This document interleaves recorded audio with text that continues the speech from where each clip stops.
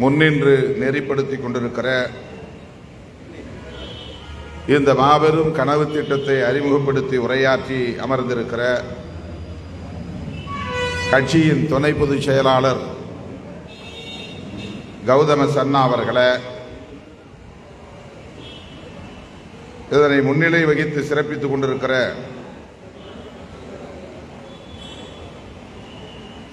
அண்ணன் நீலவானத்து நிலவன் அவர்களை, வே கனியமுதன் அவர்களை, ஆலூர் ஷானவாஸ் அவர்களை, ஷா ரஜினிகாந்த் அவர்களை, ஆ பாலசிங்கம் அவர்களை,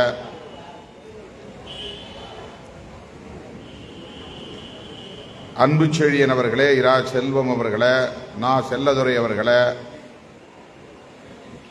ஜூம் எழில் இமயன், பூவிடியன், பிரவீன் சந்தர், சஜன்பராஜ் ஆகிய தோழர்களே மற்றும் இந்த நிகழ்வில் பங்கேற்று கருத்துரைகளை வழங்கி அமர்ந்திருக்கிற கட்சியின் அமைப்பு செயலாளர் மு எல்லாளன் அவர்களை, கி இளமாறன் அவர்களை, சா திருமார்வன் அவர்களை, சிபிச்சந்தர் அவர்களை, கனல்விழி அவர்களை,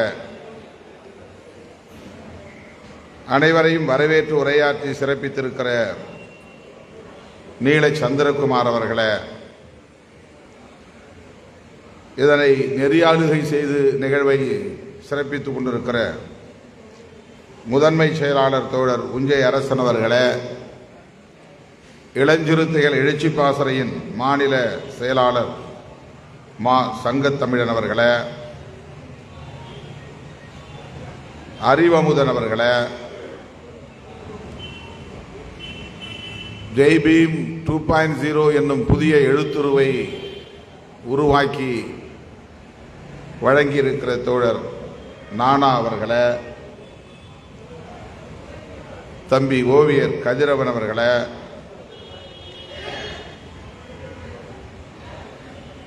இந்த நிகழ்வில் பங்கேற்று இதனை சிறப்பித்துக் கொண்டிருக்கிற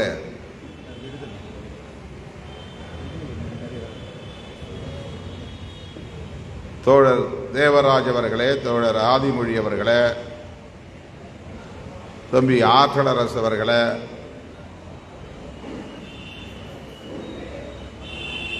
கதிர் ராவணன் அவர்களே, விடுதலை அவர்களே மற்றும் இந்த நிகழ்வில் பங்கேற்று இதனை சிறப்பித்துக் கொண்டிருக்கிற வழக்குரைஞர் அமைப்பு செயலாளர் பே தமிழணியன் அவர்களே,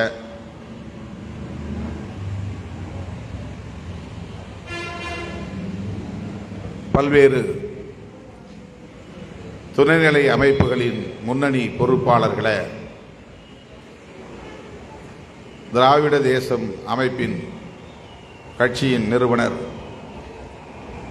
அன்பு சகோதரர் கிருஷ்ணா ராவ் அவர்களே, நெடுநேரமாக காத்திருக்கக்கூடிய என் உயிரின் உயிரான விடுதலை சிறுத்தைகளே, உங்கள் அனைவருக்கும் என்னுடைய பணிவார்ந்த வணக்கத்தை தெரிவித்துக் கொள்கிறேன்.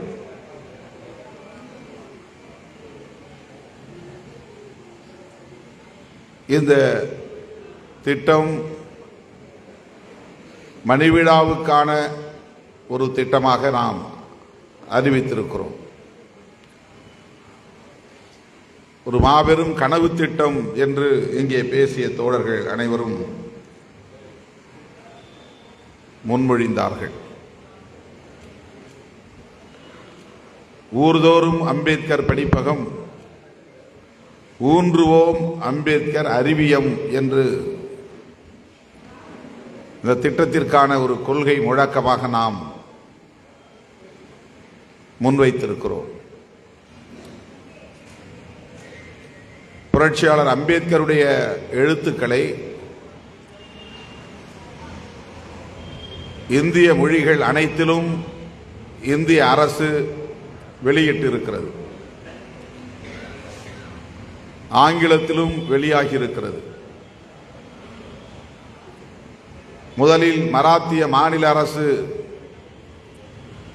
அந்த பணியை மேற்கொண்ட நிலையில் சமூக நீதி காவலர் விபி சிங் அவர்கள் பிரதமராக ஆட்சி பொறுப்பேற்றதும் மறைந்த லோக் ஜன்சக்தியின் தலைவர் ராம்விலாஸ் பாஸ்வான் அவர்கள் அவருக்கு உற்ற துணையாக இருந்து களப்பணியாற்றிய காலத்தில் டாக்டர் அம்பேத்கர் ஃபவுண்டேஷன் என்கிற ஒரு அமைப்பை உருவாக்கி அதன் மூலம் அவருடைய எழுத்துக்களை பேச்சுகளை முழுமையாக தொகுத்து இந்திய மொழிகள் யாவற்றிலும் பதிப்பித்து வெளியிட வேண்டும் என்று அறிவிக்கப்பட்டது. அதன்படி வெற்றிகரமாகவும் நிறைவேற்றப்பட்டது. இந்தியாவில் வேறு எந்த தலைவருடைய எழுத்துக்களும் பேச்சுகளும் இந்திய அரசின் செலவில் இந்த அளவுக்கு அனைத்து மொழிகளிலும் மொழியாக்கம் செய்ய பெற்று பதிப்பிக்க பெற்றதா என்று தெரியவில்லை. தேசப்பிதா காந்தியடிகளின் சிந்தனைகள் கூட தனிப்பட்ட முறையிலே அவரவர் அச்சடித்து பதிப்பித்து பரப்பியிருக்கிறார்கள். அதுவும் அனைத்து மொழிகளிலும் அவ்வாறு வெளிவந்திருக்கின்றனவா என்று தெரியவில்லை. இல்லை என்றுதான் கருதுகிறேன். ஆனால் இந்திய மண்ணில் ஒரு தலைவருடைய சிந்தனைகள் 20க்கும் மேற்பட்ட மொழிகளில் மொழிபெயர்க்க பெற்று தமிழ் உட்பட பல வால்யூம்களாக பல்வேறு தலைப்புகளில் புத்தகங்கள் வெளிவந்திருக்கின்றன. இது வேறு எவருக்கும் இல்லாத சிறப்பு. சொல்லப்போனால் வேறு எவருக்கும் இல்லாத ஒரு பேர் ஆளுமை. அந்த அளவுக்கு அவருடைய சிந்தனைகள் இந்த தேசத்திற்கு தேவைப்படக்கூடிய ஒன்றாக அமைந்திருந்த நிலையில் அரசே அதை பொறுப்பேற்றுக் கொண்டது. அவருடைய 100 ஆண்டுக்கு முன்பு இது நிகழவில்லை. 1891 புரட்சியாளர் அம்பேத்கர் பிறந்தார். 1991 அவருடைய 100 ஆண்டு இந்தியா முழுவதும் கொண்டாட பெற்றது. அந்த 100 ஆண்டை ஒட்டித்தான் இந்த பரிணாம மாற்றம் நிகழ்ந்தது. அதுவரையில் அவருடைய சிந்தனைகள் இருட்டடிப்பு செய்யப்பட்டன. மராத்தி மொழியிலும் ஆங்கிலத்திலும் அங்கொன்றும் இங்கொன்றுமாகத்தான் வெளிவந்து கொண்டிருந்தன. முழுமையாக அவை பிற மொழிகளில் மொழியாக்கம் செய்யப்படவில்லை.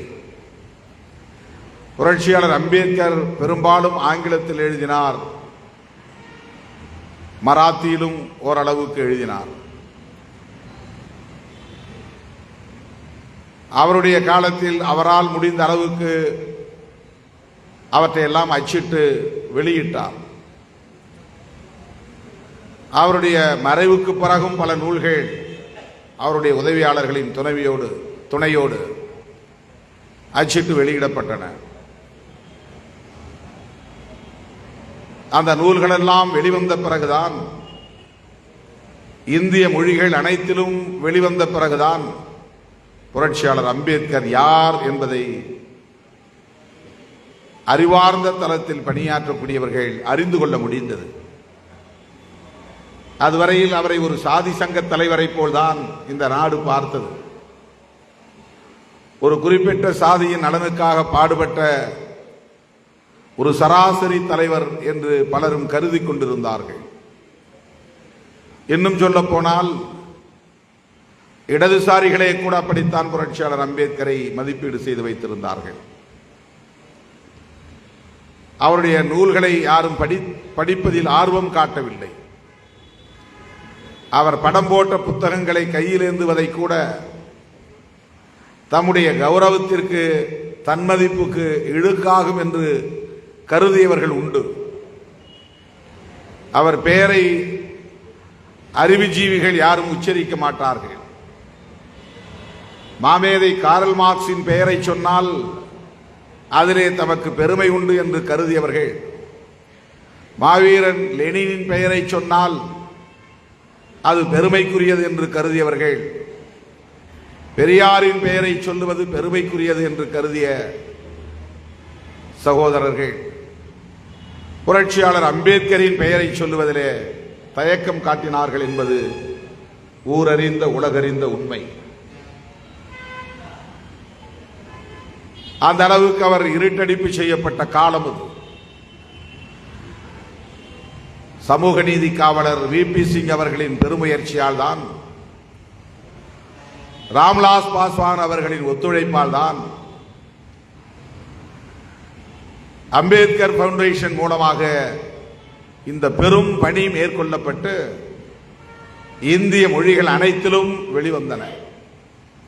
அதன் பிறகு அரசியலில் இருக்கிற ஆன்றோர் சான்றோர் பேசாவிட்டாலும்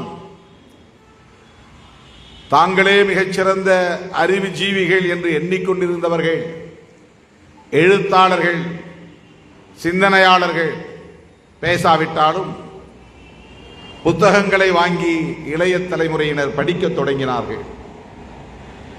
பல்கலைக்கழகத்து மாணவர்கள், கல்லூரி மாணவர்கள் என்று ஒரு புதிய தலைமுறை உருவானது, வாசிக்கும் தலைமுறை. அந்த தலைமுறையின் கைகளில் புரட்சியாளர் அம்பேத்கரின் நூல்கள் தவழத் தொடங்கின. ஒரு நல்வாய்ப்பாக சமூக ஊடகமும் இந்த உலகை வழிநடத்தும் ஆற்றல் பெற்றதாக வளர்ந்து நிற்கிறது. இத்தகைய சூழலில்தான் புரட்சியாளர் அம்பேத்கரின் சிந்தனைகள் எல்லா மொழிகளிலும், எல்லா தளங்களிலும், எல்லா தரப்பினரிடையேயும் பரவத் தொடங்கியது. இன்றைக்கு நாளொரு மேனியும் பொழுதொரு வண்ணமும் அம்பேத்கரை பற்றி எழுதிக் கொண்டே இருக்கிறார்கள். சமூக ஊடகங்களில் எழுதுகிறார்கள். புதிய புதிய கோணங்களில் புதிய புதிய நூல்களை எழுதிக் கொண்டிருக்கிறார்கள். ஆங்கிலத்திலும் எழுதுகிறார்கள். இந்தியாவின் பல மொழிகளில் எழுதப்பட்டு வருகின்றன. அவர் எழுதிய நூல்கள் ஒரு புறம், அவரை பற்றிய நூல்கள் இன்றைக்கு ஏராளம் வந்து கொண்டிருக்கின்றன. அவர் தொடாத துறைகள் இல்லை, சொல்லாத தகவல்கள் இல்லை, சிந்திக்காத பொருள் எதுவும் இல்லை. தொலைநோக்கு பார்வையுடன் யாவற்றையும் அவர் அணுகியிருக்கிறார். மின் உற்பத்தி, மின் பகிர்வு, மின் பயன் போன்றவை குறித்து அவர் காட்டிய வழிகாட்டுதல் தான் இன்றைக்கும் அரசை வழிநடத்துகிறது. பெரும் அணை கட்டும் திட்டங்கள் புரட்சியாளர் அம்பேத்கரின் சிந்தனையிலிருந்து இந்திய மண்ணை வளமாக்குவதற்கு உருவாயின. பக்ரானங்கல் திட்டத்தை பண்டித ஜவஹர்லால் நேரு அவர்கள் அறிவிப்பதற்கும் அதை கட்டி முடிப்பதற்கும் புரட்சியாளர் அம்பேத்கரின் சிந்தனைகளே வழிகாட்டுதல்களாக இருந்தன என்பதை யாரும் மறுத்துவிட முடியாது. காட்டாற்று வெள்ளம் கரை புரண்டு ஓடி கடலில் கலப்பது வீண், அவற்றை ஓரிடத்தில் தேக்கி அதை நீர்ப்பாசனத்திற்கும் பயன்படுத்தலாம், மின் உற்பத்திக்கும் பயன்படுத்தலாம் என்று நீரை எவ்வாறு சேமிப்பது, பயன்படுத்துவது என்பது குறித்து ஆக்கப்பூர்வமான சிந்தனைகளை வழங்கியவர் புரட்சியாளர் அம்பேத்கர் அவர்கள். தத்துவ தளத்திலே அவர் ஒரு முன்னோடி, பொருளியல் தளத்திலே அவர்தான் வழிகாட்டி, வரலாற்று தளத்தில் அவரே சிற்பி, அரசியல் தளத்தில் அவர் உலக அரசியல் தலைவர்கள் பின்பற்றக்கூடிய ஒரு ஆசான். இப்படி சொல்லிக்கொண்டே போகலாம். இவையெல்லாம் எப்போது வெளிச்சத்திற்கு வந்தன? அவருடைய நூல்கள் வெளிவந்த பிறகுதான். அவருடைய பேச்சுகளும் எழுத்துக்களும் எழுத்து வடிவில் நூல் வடிவில் வெளிவந்த பிறகுதான், சொல்லப்போனால் 1991க்கு பிறகு அதிகம் பேசப்படக்கூடிய தலைவர் இந்தியாவில் புரட்சியாளர் அம்பேத்கர் தான். இந்த 3-4 பத்தாண்டுகளாக எல்லா தளங்களிலும் எல்லோராலும் பேசப்படக்கூடியவராக, மேற்கோள் காட்டப்படக்கூடியவராக, கொண்டாடப்படக்கூடியவராக விளங்கக்கூடியவர் புரட்சியாளர் அம்பேத்கர் தான். நான் அறிந்த வரையில் நாடாளுமன்றத்தின் மக்களவையில் ஒரு நாளைக்கு 2-3 பேராவது தலித் அல்லாத சமூகங்களை சார்ந்த நாடாளுமன்ற உறுப்பினர்கள் புரட்சியாளர் அம்பேத்கரின் கருத்துக்களை மேற்கோள் காட்டி பேசாத நாளே இல்லை என்று சொல்லலாம். யாராவது ஒருவர் பாபா சாஹிப் டாக்டர் அம்பேத்கர் சேஸ் என்று கோட் செய்து மேற்கோள் காட்டி எந்த சட்ட மசோதாவின் மீது விவாதம் நடந்தாலும், எந்த பொருள் குறித்து விவாதம் நடந்தாலும், வெளி விவகாரம் தொடர்பான விவாதமாக இருந்தாலும், அண்டை நாடுகளோடு தொடர்புடைய பிரச்சனையாக இருந்தாலும், குடியுரிமை சட்டம் தொடர்பான பிரச்சனையாக இருந்தாலும்,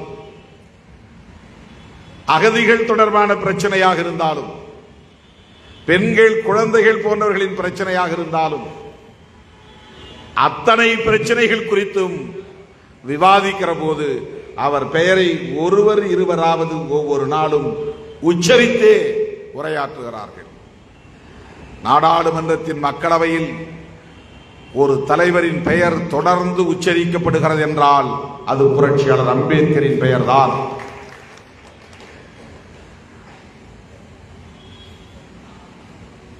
ஒபாமா இந்தியாவுக்கு வந்து நாடாளுமன்றத்தின் இரு அவைகளும் கூடுகிற மைய மண்டபத்திலே உரையாற்றினார். எக்ஸ்டம்போர் ஸ்பீச், குறிப்புகள் இல்லாமல் பேசுகிற பேச்சு. அப்படி அவர் ஆற்றிய உரையில் என்னுடைய நினைவு கேட்டிய வரையில் 3 முறை என்று கருதுகிறேன் புரட்சியாளர் அம்பேத்கரின் பெயரை உச்சரித்தார்.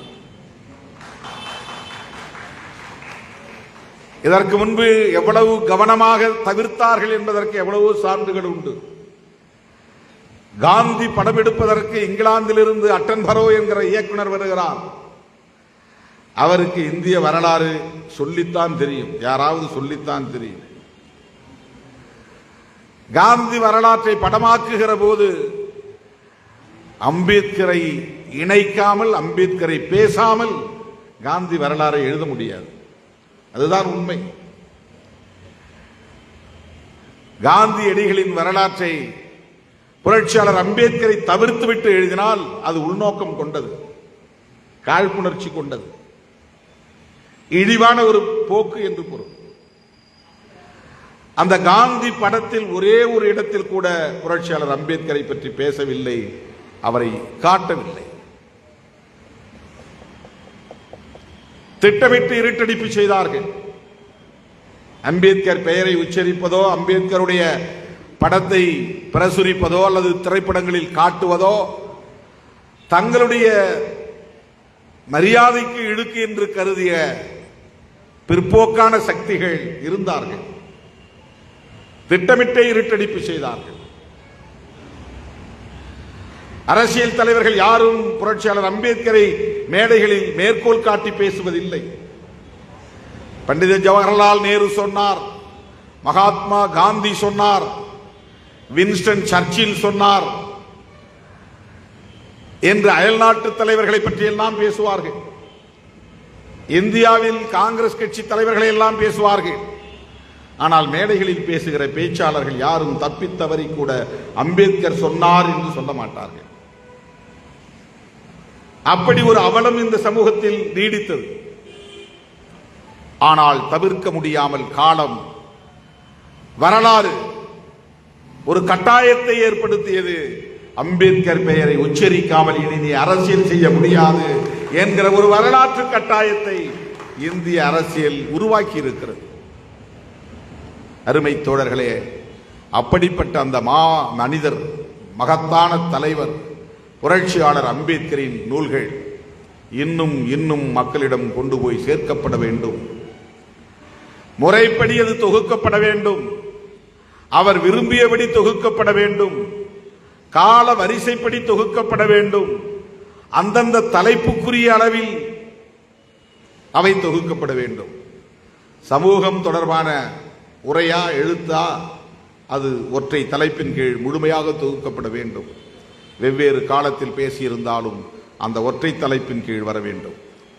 தத்துவம் தொடர்பான பேச்சா சிந்தனைகளா அவை முழுமையாக அந்த தலைப்பின் கீழ் ஒரே தொகுதியாக தொகுக்கப்பட வேண்டும். பொருளாதாரம் தொடர்பானவையா பல்வேறு புத்தகங்களில் சிதறி கிடக்கிற அனைத்தையும் பொருளாதாரம் என்கிற தலைப்பின் கீழ் தொகுக்கப்பட வேண்டும். அவர் விரும்பி வெளியிடப்படாமல் போன புத்தகங்களும் தொகுக்கப்பட வேண்டும் என்கிற அடிப்படையில் தான் ஜெய்பீம் 2.0 என்கிற இந்த கனவு திட்டத்தை நம்முடைய கௌதம சன்னா அவர்கள் முன்மொழிய விடுதலை சிறுத்தைகள் இதை முன்னெடுக்கிறது என்பதை மகிழ்ச்சியோடு சொல்ல கடமைப்பட்டிருக்கிறேன்.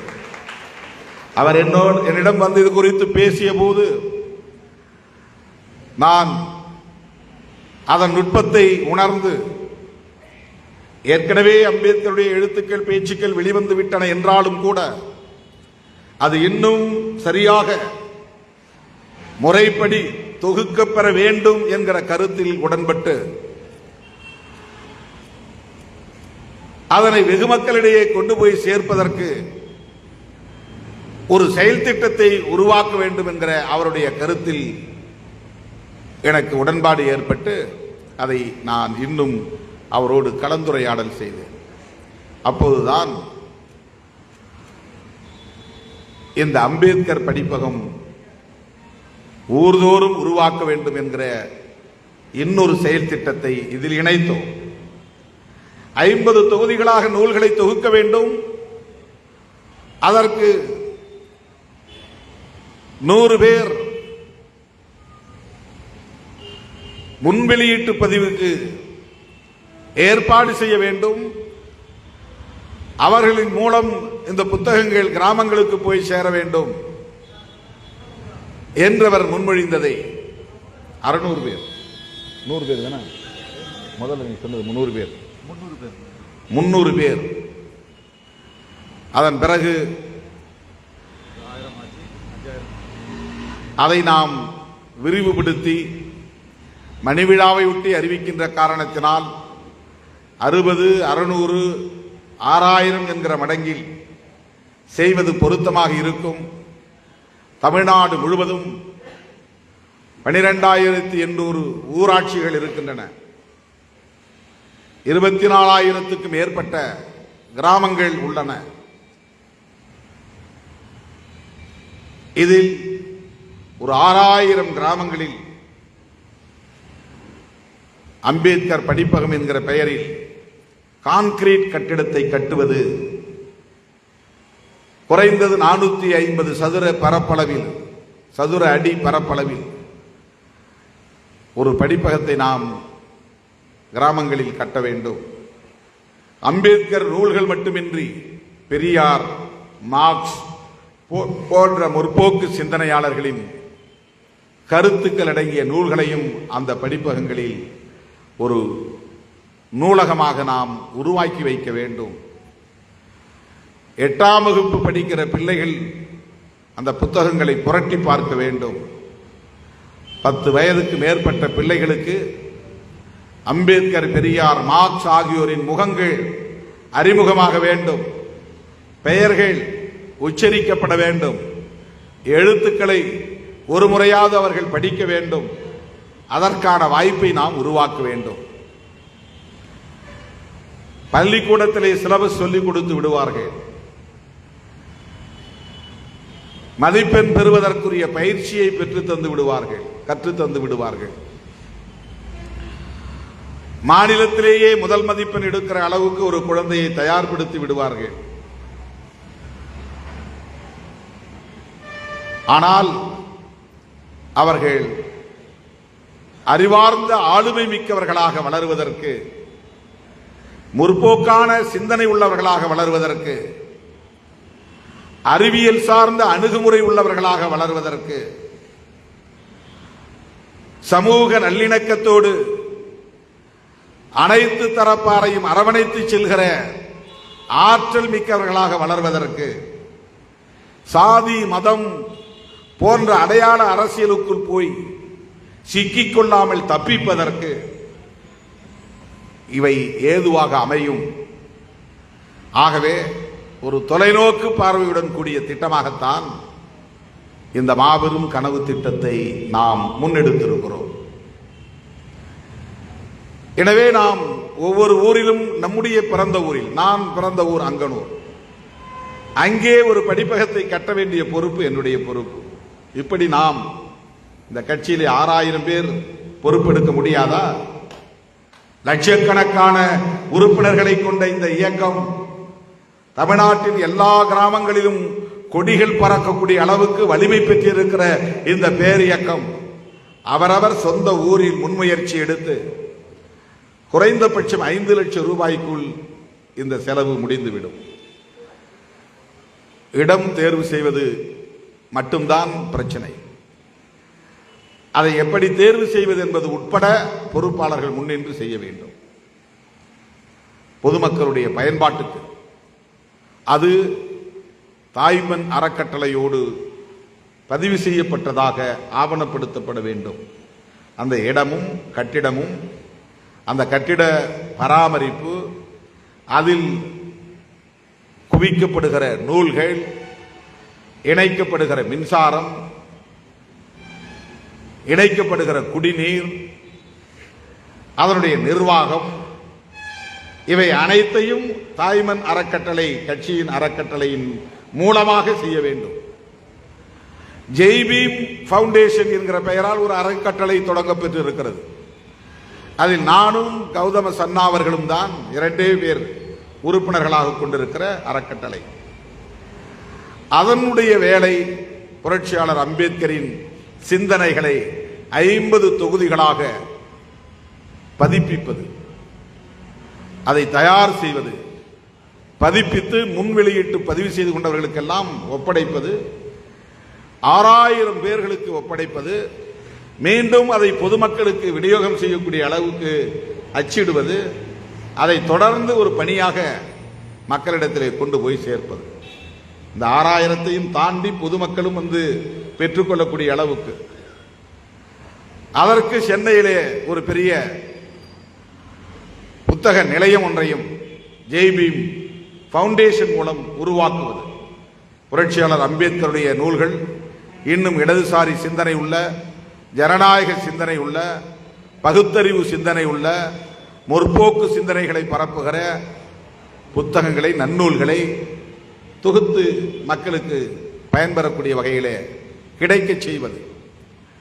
ஆக ஜெய்பீம் ஃபவுண்டேஷன் என்கிற அந்த அறக்கட்டளை புத்தகம் பதிப்பிப்பதும் மக்களுக்கு கொண்டு போய் சேர்ப்பதும், தாய்மண் அறக்கட்டளை அம்பேத்கர் படிப்பகங்களை உருவாக்குவதும் அதை பராமரிப்பதும் என்கிற அடிப்படையில் இணைந்து செயல்படுவதற்கு கட்சி முழுமையாக பொறுப்பேற்க வேண்டும்.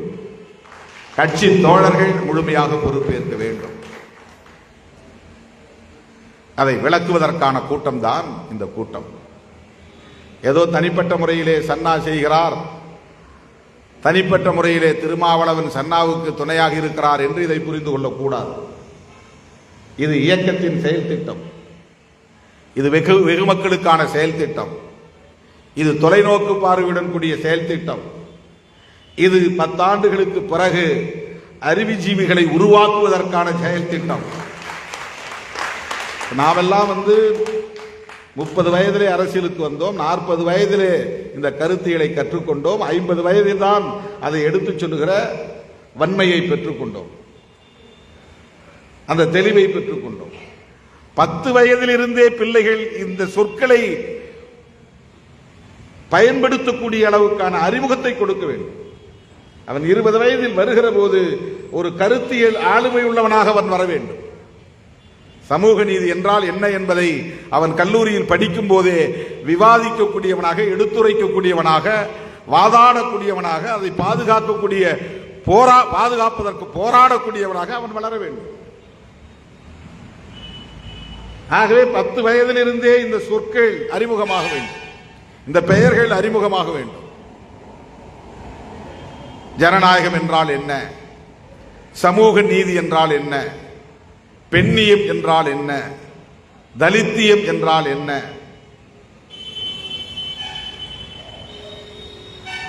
விடுதலை அரசியல் என்பது என்ன, அரசமைப்பு சட்டம் சொல்கிற அடிப்படை கூறுகள் என்ன, சுதந்திரம், சமத்துவம், சகோதரத்துவம் என்பது எவ்வாறு புரிந்து கொள்ளப்பட வேண்டும், ஏன் மதசார்பின்மையை இந்திய தேசம் இன்றைக்கும் கட்டி காப்பாற்றிக் கொண்டிருக்கிறது, பாசிசம் என்றால் என்ன,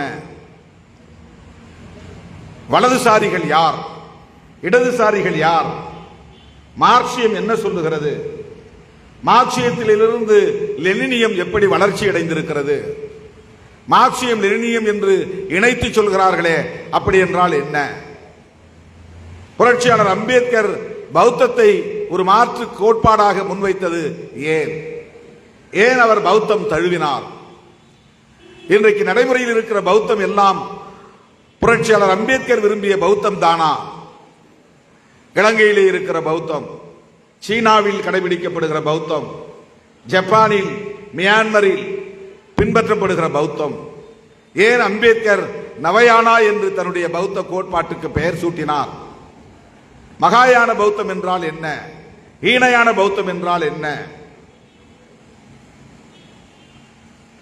ஏன் இந்து மதத்தை விமர்சிக்கிறோம், தீண்டாமை தோன்றியது எப்படி, சாதிகள் உருவானது எப்படி, வர்ணாசிரம கோட்பாடு என்றால் என்ன, மனுஸ்மிருதி என்பது உள்ளபடியே நடைமுறையில் இருந்ததா, அதனால்தான் இந்த சமூக கட்டமைப்பு இப்படி உருவானதா, ஏன் கோவிலின் கருவறைக்குள் நுழைய முடியவில்லை, குறிப்பிட்ட ஒரு சாதியை சார்ந்தவர்கள் மட்டும் பூசாரி வேலை செய்கிறார்கள்,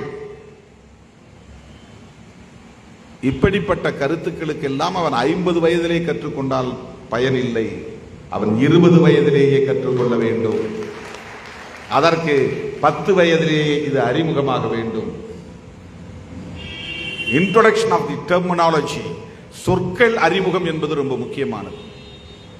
போகிற போக்கில் ஏகாதிபத்தியம் பேசிட்டு போகக்கூடாது. ஏகாதிபத்தியம்ங்கிற சொல்லுக்கு முழுமையான பொருளை புரிந்து நாம் பேச வேண்டும், கேட்பவர்களுக்கு அதை புரியும்படி நாம் விளக்க வேண்டும். அதனால்தான் விளங்க வைப்போம் விளங்கறுப்போம் என்கிற முழக்கத்தை 1990 நான் குழந்தைகள் படிப்பகத்திற்காக எழுதிய முழக்கம். 1990களின் தொடக்கத்தில் மதுரையிலே என்னை வந்து சந்திக்கிற தோழர்களிடத்திலே நான் வலியுறுத்திய செயல் திட்டங்களுள் இது ஒன்று. ஊருக்கு ஊர் ஒரு படிப்பகத்தை உருவாக்குங்க. இடம் இல்லையா, பொது இடம் இருந்தால் பொது இடத்துல போய் ஒரு ஷெட்டை போடுங்க. ஊருக்குள்ள மக்கள் புழங்கக்கூடிய பொது இடம் மந்தைன்னு இருக்கும், அங்கே வந்து ஒரு ஷெட்டு போடுங்க. பிள்ளைகளை வந்து லைட்டை போட்டு நைட்டில் உட்கார வைங்க. அம்பேத்கர் பெரியார் பெயரை சொல்லுங்க. இடம் இல்லை அப்படிங்கும் போதுதான் இடத்தை தேடி அதை கண்டுபிடிப்பதற்கு போராட்டங்களை நடத்தணும். கரும்பாலை என்கிற இடத்தில் ஒரு இடம், அது பொது இடம். 25 ஆண்டுகளாக ஒருவன் தன் கட்டுப்பாட்டில் வைத்திருந்து மரங்களை அடுக்கி வைத்து மர வியாபாரம் செய்து கொண்டிருந்தான். அவன் மர வியாபாரம் செய்வதற்கு அந்த பொது இடம் அவனுக்கு ஒரு களமாக பயன்பட்டது. அவன் வேற எங்காவது அப்படி ஒரு இடத்தை எடுத்தால் அதற்கு அவன் அட்வான்ஸ் பணம் கொடுக்க வேண்டும், மாத வாடகை கட்ட வேண்டும், அது பெரிய தொகை கொடுக்க வேண்டியிருக்கும். அப்படி இல்லாமல் 25 வருடமாக இலவசமாக அந்த பகுதியை சார்ந்த தலித் மக்கள் புழங்குவதற்கான பொது இடத்தை ஆக்கிரமித்து அதிலே அவருடைய வணிகத்தை நடத்தி கொண்டிருந்தான். சிறுத்தைகள் என்கிற இயக்கம் உருவாக்கிய விழிப்புணர்வு அவர்களை போராளிகளாக மாற்றியது. விடுதலை சிறுத்தைகள் இயக்கத்தில் சேர்ந்த தோழர்கள் ஒரே வாரத்தில் அந்த கடையை அப்புறப்படுத்தினார்கள், அந்த இடத்தை கைப்பற்றினார்கள். அங்கே அம்பேத்கர் குழந்தைகள் படிப்பகத்தை கட்டி முடித்தார்கள். எவ்வளவு பெரிய தாக்கத்தை அது ஏற்படுத்தியது என்பதை கண்முன்னால் கண்டேன். நம்முடைய சொல்லுக்கு எவ்வளவு பெரிய வலிமை இருக்கிறது என்பதை கண்முன்னால் உணர்ந்தேன். விழிப்புணர்வு எவ்வளவு பெரிய மாற்றத்தை உருவாக்குகிறது என்பதை களத்தில் பார்த்தேன்.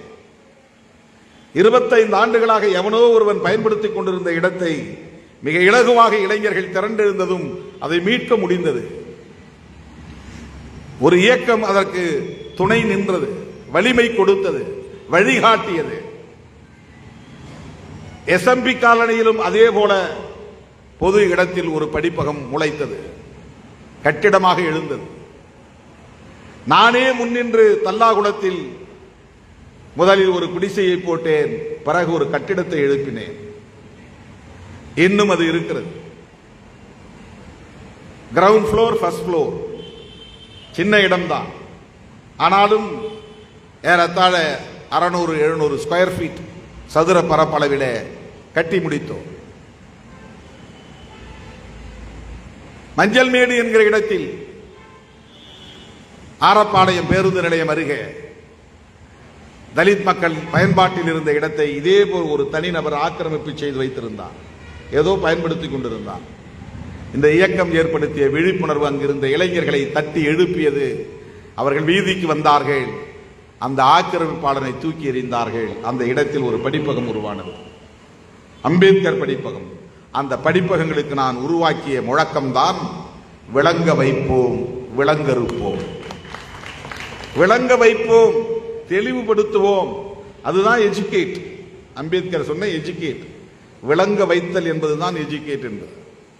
தெளிவுபடுத்துதல், புரிய வைத்தல், சிந்திக்க தூண்டுதல், விழிப்படைய வைத்தல்.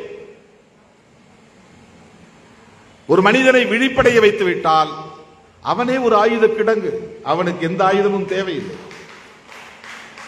அவன் விழிப்படையாத வரையில் அவன் நமுத்து போன வெடி, அது வெடிக்காது. அதுக்குள்ள எவ்வளவு வெடிமருந்து இருந்தாலும் அது பயனில்லை. விழிப்படைகிற போது அவனை எவனாலும் கட்டுப்படுத்த முடியாது, யாரும் அவனை அடக்கி வைக்க முடியாது. ஆகவே விளங்க வைப்பதுதான் முதற்படி. விளங்க அறுப்பது, அடிமை சங்கிலியை அறுப்பது தானாக நிகழும். ஆகவே இளம் பிஞ்சு பருவத்திலிருந்து குழந்தைகளுக்கு நாம் சொல்லித்தர வேண்டியது இந்த அரசியல் தான், இந்த கோட்பாடுகள் தான். அவன் 10ஆம் வகுப்பிலே தேர்ச்சி அடைந்து விடுவான், அதை ஆசிரியர்கள் பார்த்துக் கொள்வார்கள். அவன் 12ஆம் வகுப்பிலே தேர்ச்சி அடைந்து விடுவான், அவனுடைய பெற்றோரும் ஆசிரியர்களும் பார்த்துக் கொள்வார்கள். ஆனால் அவன் சமூக விழிப்புணர்வடைய அந்த கல்வி போதாது. அந்த கல்வி போதாது. வெறும் சிலபஸ் படிக்கக்கூடிய மாணவனாக இருந்திருந்தால் புரட்சியாளர் அம்பேத்கர் அவர்கள் இந்தியாவிலேயே முதல் மாணவனாக தேர்ச்சி பெற்று அயல் நாட்டில் வேலை தேடி போயிருந்திருப்பார். அவர் வெறும் சிலபஸுக்குள்ளே தன்னை சுருக்கிக் கொண்டவர் அல்ல, அதை தாண்டி பிரபஞ்சத்தை நோக்கி தன் சிறகுகளை விரித்தவர். பிரபஞ்சத்தை பரவக்கூடிய அளவுக்கு, எட்டக்கூடிய அளவுக்கு தன் தேடல் சிறகுகளை விரித்தார். எந்நேரமும் நூல் நிலையங்களுக்குள் புதைந்து கிடந்தார். தேடி தேடி பயின்றார். கல்வி எவ்வளவு பெரிய ஆற்றலை, நமக்குள் புதைந்து கிடக்கிற ஆற்றலை வெளியே கொண்டு வருகிறது. அந்த புத்தகத்தில் இருந்து உள்வாங்கப்பட்ட ஆற்றல் அல்ல, உள்ளிருந்த ஆற்றலை அந்த புத்தகம் எழுப்புகிறது. அதுதான் புத்தகத்தின் வேலை. புத்தகம் தருகிறது என்பதை விட இருப்பதை எழுப்புகிறது. மனிதனுக்குள்ளே அப்படி ஒரு ஆற்றல் இருக்கிறது, சிந்தனை திறம் இருக்கிறது. அதற்கு நாம் வாய்ப்பு கொடுப்பதில்லை. அதற்கான கதவுகளை திறப்பதில்லை. அதற்கான கடவுச் சொற்களை கொண்ட, பாஸ்வேர்டை கொண்டதுதான் நூல்கள். நூல்களை படிச்சா பாஸ்வேர்டு கிடைக்கும். உன்னுடைய பிரெயினுக்குள்ளே எல்லா சாப்ட்வேரும் இருக்கிறது, அவற்றை திறந்து விட முடியும். பாஸ்வேர்டு தான் தேவை. பாஸ்வேர்டு அடங்கியவை தான் நூல்களாக இருக்கின்றன. அப்படிதான் விஞ்ஞானிகள் உருவாகிறார்கள். ஒன்றை தொட்டால் 100ஆய், 1000ஆய், 10,000ஆய் பெரிதுபடுத்தக்கூடிய, பரிணமிக்கக்கூடிய அளவுக்கான ஆற்றலை கொண்டது நம்முடைய மூளை. அந்த கோணத்தில் மூளையை நாம் பழக்குவதில்லை. உணர்ச்சி சார்ந்தே மூளைக்கு வேலை கொடுக்கிறோம், தேவைகளை சார்ந்தே மூளைக்கு வேலை கொடுக்கிறோம்.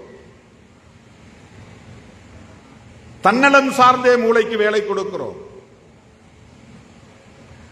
நான் உண்டு, என் பெண் பிள்ளைகள் உண்டு, என் குடும்பம் உண்டு என்கிற வளையத்திற்குள் நம்மை சிக்க வைத்துக் கொண்டு தன்னலம் சார்ந்தே மூளைக்கு நாம் வேலை கொடுப்பதால் அது தன்னலம் சார்ந்து உனக்கு வேலைகளை கொடுக்கிறது. மூளை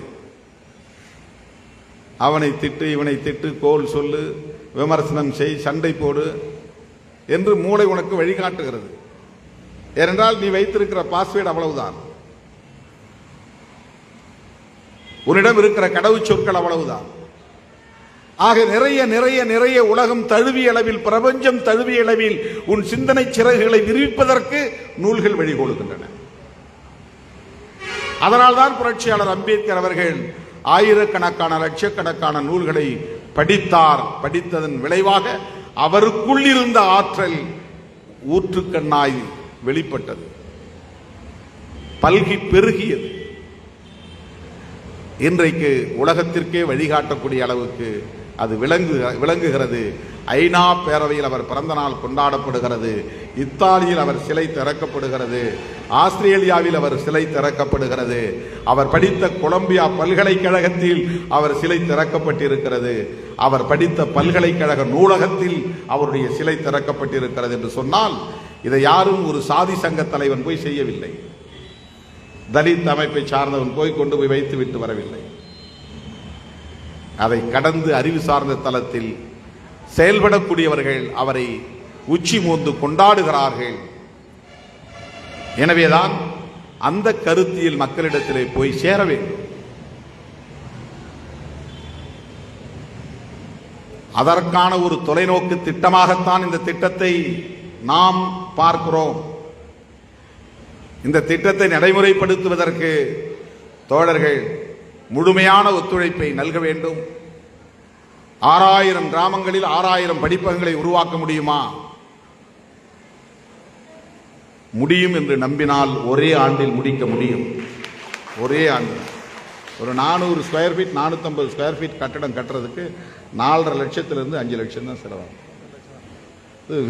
ஒருடைய எஸ்டிமேஷன் 3.5 லட்சம். இப்ப நம்ம கட்சியில் இருக்கிற பொறுப்பாளர்கள்லாம் 3 லட்சங்கிறது சாதாரணமானதுதான். நம்முடைய தோழர்கள் பொறுப்பாளர்கள் நினைச்சா ஒரு ஆளா கட்டி முடிச்சிடலாம். ஏன்னா அவங்களுக்கு மனசு வராது. அவங்க ஆள் பிடிச்சிட்டு வந்து என்கிட்ட வந்து அண்ணன் நீங்க இவருக்கு ஹெல்ப் பண்ணுங்கன்னு சொல்லுவாங்க. அவங்க அண்ணனை பார்க்கும்போது நாம போய் இப்படி கட்டடம் கட்டிட்டு இருக்கிறாரு, இப்படி ஷெட்டு போடுறாரு, அவர் கையில் ஒரு 500 ரூபா கொடுத்துட்டு வருவோம், ஒரு 1000 ரூபா கொடுத்துட்டு வருவோம். அவரை தேடி ஒரு நாளைக்கு 100 பேர் வராங்க உதவி கேட்டு. நாம் கொடுக்குற அந்த தொகையை ஆத்தியா இந்த கையில் வாங்கி இந்த கையில் கொடுத்துட போறாரு, நாம் அதை செய்வோம் அப்படிங்கிற எண்ணம் இன்னும் பரந்த உள்ளம் வரல. 0.1% கூட நான் அந்த உள்ளம் வரல. பொது வாழ்க்கையில் வந்து எவ்வளவு ஒரு குடும்பத்தை நடத்துவதற்கே படாத பாடுபடுகிறோம் என்று சொன்னால் ஒரு இயக்கத்தை நடத்துவதற்கு எவ்வளவு பாடு என்பதை எண்ணி பார்க்க வேண்டும். சில நேரங்களில் எனக்கு வந்து ரொம்ப விரக்தியே உருவாகிறது. ஒரு நாளைக்கு எவ்வளவு பேரை சந்திக்கிறது? குறைஞ்சது 50 பேர்ல இருந்து அதிகபட்சம் 500 பேர் 1000 பேர். தலைவர் என்று சொன்னால் ஒரு நாளைக்கு அரை மணி நேரம் தான் விசிட்டர்ஸ் பார்க்குறாங்க. ஆனால் 18 மணி நேரம் ஒரு நாளைக்கு விசிட்டர்ஸ் பார்க்குறோம். எந்த நேரம் பார்த்தாலும் கும்பலே கிடக்கு. எல்லாவற்றையும் நான் எதிர்கொள்கிறேன், அது வேறு. ஆனால் இதற்கு கூட இருப்பவர்களுடைய ஒத்துழைப்பு தேவை. இதுக்கு என்ன செலவாகும்? நம்மால முடிஞ்சது. இந்த நிழல்ல உட்கார்றோம். இதற்கு என்ன ஒரு நிரந்தர வருமானம் கட்சிக்கு உண்டா? தனிப்பட்ட முறையிலே திருமாவளவனுக்கு வருமானம் உண்டா? அல்லது தொழில் ஏதும் செய்கிறேனா? அல்லது மற்ற தலைவர்களைப் போல் ஏதேனும் அதிலே ஈடுபடுகிறேனா? குறுக்கு வழியிலே பணம் வருவதற்கு பொறுப்பிலே இருப்பவர்கள் சிந்திக்க வேண்டும். அந்த பொறுப்புணர்வு தேவை. திருமாவளவனால் இந்த இயக்கத்தால் நமக்கு இந்த சமூகத்தில் ஒரு மாவட்ட செயலாளர் என்கிற பொறுப்பு, ஒரு நகர செயலாளர் என்கிற பொறுப்பு, ஒரு ஒன்றிய செயலாளர் என்கிற பொறுப்பு சமூகத்திலே ஒரு தலை நிமிர்வை தந்திருக்கிறது. இதனால் நான் பொருளாதாரத்தில் மேம்பட்டேனோ இல்லையோ தலை நிமிர்ந்திருக்கிறேன் என்கிற அந்த உணர்வு வெளிப்பட வேண்டும். அந்த உணர்வை ஒரு நன்றிக்கடனாக வெளிப்படுத்த வேண்டும். இதையெல்லாம் நாம் உருவாக்கி வைப்பது என்பது ஒரு இயக்கத்தின் வளர்ச்சியில் the institutionalization என்று ஆங்கிலத்திலே சொல்வார்கள், நிறுவனமயப்படுத்துதல். கட்டிடம் என்பது ஒரு நிறுவனமயமாதல். இந்த மாதிரியான ஒரு அரங்கம் என்பது ஒரு நிறுவனமயமாதல். இன்றைக்கு ஒரு தொலைக்காட்சியை உருவாக்கி இருக்கிறோம், அது ஒரு நிறுவனம். ஒரு கல்லூரியை, ஆசிரியர் பயிற்சி கல்லூரி நிறுவனத்தை உருவாக்கி இருக்கிறோம், அது ஒரு நிறுவனம். தமிழ்மண் பத்திரிகையை உருவாக்கி நடத்தி கொண்டிருக்கிறோம், அது ஒரு நிறுவனம்.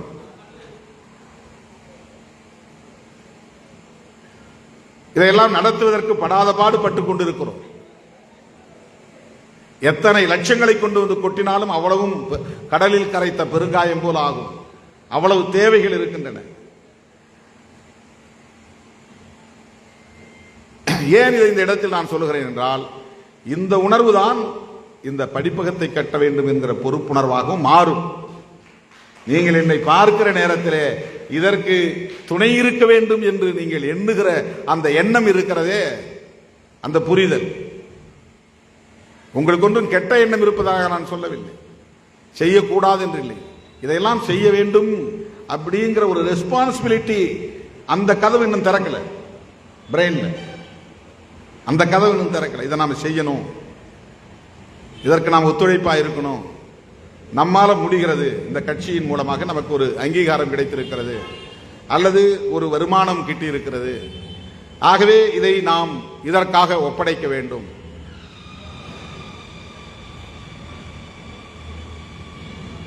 எவ்வளவோ தாறுமாறான செலவுகள் செய்கிறோம், வரம்பு மீறிய செலவுகளை செய்கிறோம்.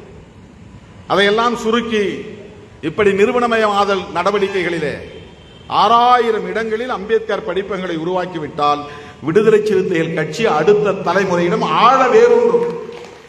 இந்த ஒரு தலைமுறையை இணைக்கிற பணி அது வெறும் கட்டிடம் அல்ல, ஒரு தலைமுறைக்கும் இன்னொரு தலைமுறைக்குமான பாலம். அது ஒரு இணைப்பு பாலம். அடுத்தடுத்த தலைமுறைக்கு இந்த இயக்கத்தின் கருத்துக்களை கொண்டு போய் சேர்ப்பதற்கான களப்பணியாளர்கள், போராளிகள், தளபதிகள் உருவாவார்கள். எனவே இந்த மாபெரும் கனவு திட்டத்தை நடைமுறைப்படுத்துவதற்கு உங்கள் முழுமையான ஒத்துழைப்பு தேவை என்பதை சொல்லி வாய்ப்புக்கு நன்றி கூறி நிறைவு செய்கிறேன். நன்றி, வணக்கம். முதல் அங்கனூருக்கு முதல் இலச்சினை வழங்கப்படுகிறது.